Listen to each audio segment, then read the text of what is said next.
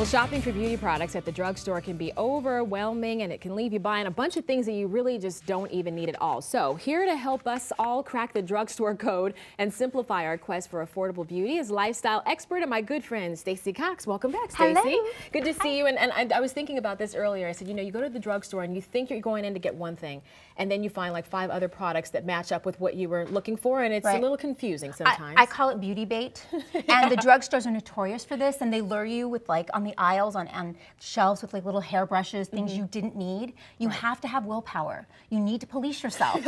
You need to have a plan of action. You've got some great tips that we're going to hit, but what's the first thing that you think you should do besides, you know, making a list? That seems pretty obvious, right? No. Well, it's not. I'm in the drugstore all the time, and I see women with like aimlessly wandering, no list. What you need to do is go online first. You need to, if you're going to go get foundation, a lot of brands like L'Oreal do color matching online, so you can see what color, you can print it out ahead of time and bring it with you, and they're pretty accurate these days. Okay. And then, like I was saying, do make a list, which I put my little list together right over here with some coupons I tape to it, and get organized so you have a plan of action. So you have, this is your cop. This is your willpower. This is how you police yourself. That's the worst thing in the world, to go there and then you leave and you go home and realize you had a coupon that you didn't use. It's called the $100 rule. And there's certain times of the year that certain brands put out different products, right? Yes, there are 2 things. I've got a little calendar right here to show everybody. Okay. There are 2 times a year, one in January and one in July, and those are when they're doing their big cosmetic product launches. So if you want to know when to infuse new makeup into your collection, January and July are your 2 big months where you can get all the good new colors. Okay, now what's going on with the store shelves? There's a whole method to the madness. Yes, there is. Okay, the whole thing with store shelves, first of all, they say Americans look left to right. So what drugstores do is that they take the big name brands that they want to entice you with, and they put those on the left of the shelves. So that you would see that first. And they put them eye level.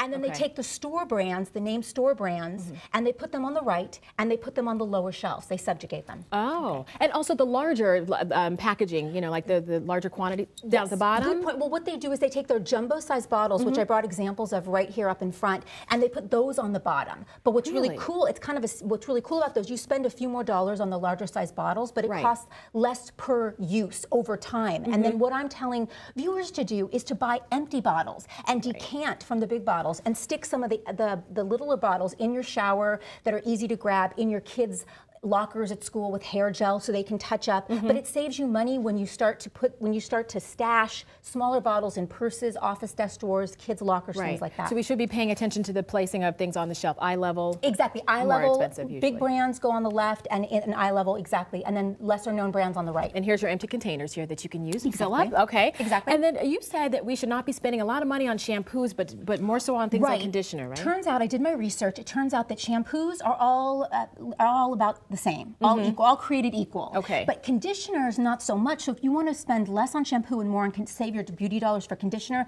that's where to invest your dollars. Okay. And over here at the end, you've got some products that are really good buys at the drugstore. Exactly. Exactly.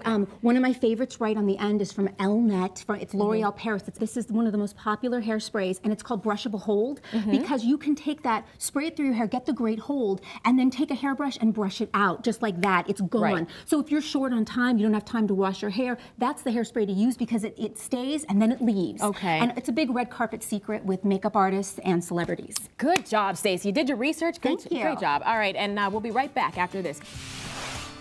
Get ready. It's only getting better.